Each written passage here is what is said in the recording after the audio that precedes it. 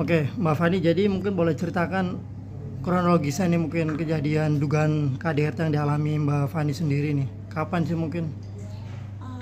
KDRT-nya kebetulan tuh saat di Papua ya, saat di Papua bulan Agustus, sekitar Agustus tanggal 1, tanggal 2-an gitu. Itu pertama kali KDRT-nya. Yang pertama aku maafin kan, tapi belum aku cabut laporannya. Terus yang kedua itu KDRT-nya pas Oktober kemarin di Polres Tangerang. Kalau yang pertama di Polres Merauke. Apa mungkin pemicunya sampai terjadi dugaan KDRT sendiri? Orang ketiga sih, terus dia kayak nggak terima gitu kalau dia terus selingkuh gitu lah. Sementara aku kan punya bukti banyak gitu, tapi dia nggak terima gitu. Jadi ya gitu, jadi KDRT.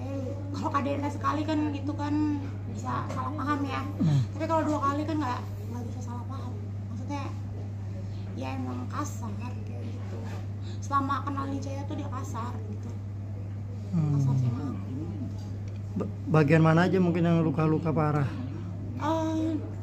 Waktu itu iga aku tuh retak sini ya, Belakang. itu retak, terus semua tangan itu tuh dipukul pakai kopernya tuh penyok, terus sama semua badan. Kejadiannya di rumah atau di? Kejadiannya di rumah itu, ada susterku, ada anakku, ada adik saksin sapam juga sih, ada sapam juga kan, sapam pada datang gitu. Itu Oktober kejadiannya? Iya, Oktober sekarang, Oktober kemarin. Terus kami tuh pas dia dipanggil, kita udah mau damai, ternyata dia bohongin aku gitu, bohongin aku ya. Dia bilang lanjut ya, udah lanjut aja, dia bilang gitu, proses. Dia sombong kayak gitu. Udah tuh proses, dia minta proses sendiri gitu, dia udah proses aja, dia bilang kayak gitu. Berarti di kepolisian Tangsel ya? Iya, itu Tangerang prosesnya udah damai atau masih? Enggak, jadi tuh sebenarnya kami tuh udah mau damai, gitu kan. Terus gimana ya, jadi tuh dia ternyata mengingkari janji gitu loh, dan dia juga masih berhubungan sama tuh cewek gitu lah ya kan, ingkar janji. Ya udah, dan dia saking sombongnya dia bilang sama kanitnya, udah proses aja lanjut. Karena kan dia mungkin pikiran dia hukumannya cuma 4 bulan kan, ya dia pikir tuh ya lanjut aja gitu. Padahal kalau dipikir-pikir sih, psikis sih saya udah kena mental 10 bulan loh. Bayangin aja, berat saya dulu kemarin tuh waktu awal nikah tuh masih 70 kilo, terus sekarang udah hampir 46-an gitu. Itu udah parah banget, kena mental banget. Tiap hari aku nangis loh. Tapi yang paling fatal tuh sekarang dia tuh nggak pulang ke rumah udah seminggu, padahal dia ada di Jakarta gitu. Terus ceweknya itu lagi di Jakarta juga sih. Pernikahan udah berapa lama usia pernikahan? Udah 2 tahun. Baru 2 tahun. Iya, di nikah resminya 2 tahun. Udah punya anak, anak. Apa terus sekarang hubungannya masih suami istri atau udah cerai?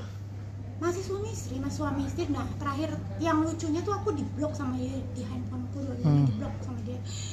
Dan aku tuh nggak dinafkahin sama sekali loh sama dia, nggak dinafkahin.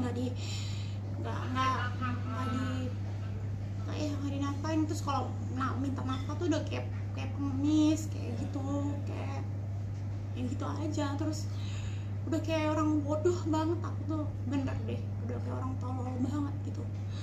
Dan tololnya aku masih ngarepin dia balik karena anak mungkin ya, tapi memang aku sayang gitu kan. Kalau misal bisa diperbaikin kenapa enggak gitu. Tapi kalau dia cinta sama yang sana ya aku yang mundur aja. Tahu apa yang diduga selingkuhannya? Tahu banget. Orangnya udah kenal atau gimana? Kami sudah bertemu kok, kami sudah buat perjanjian gak bakal ada hubungan lagi di media sosial apapun.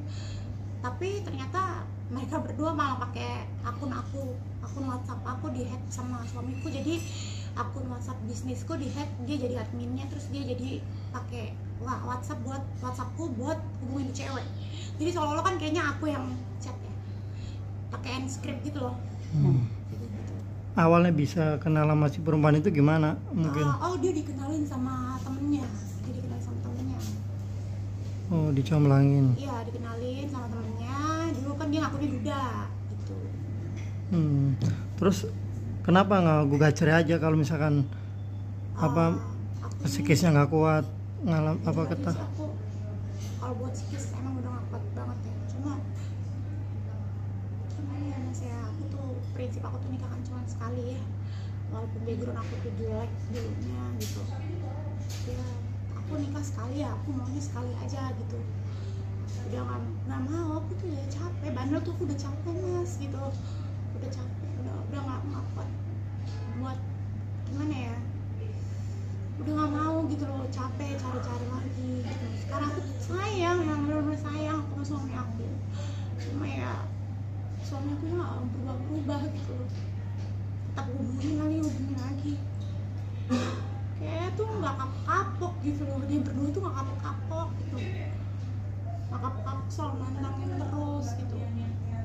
Ya saya bisa apa mas gitu. Udah dilaporin polisi juga udah tetap kayak gitu ya, mungkin karena dia ngerasa pejabat kali ya, sombong.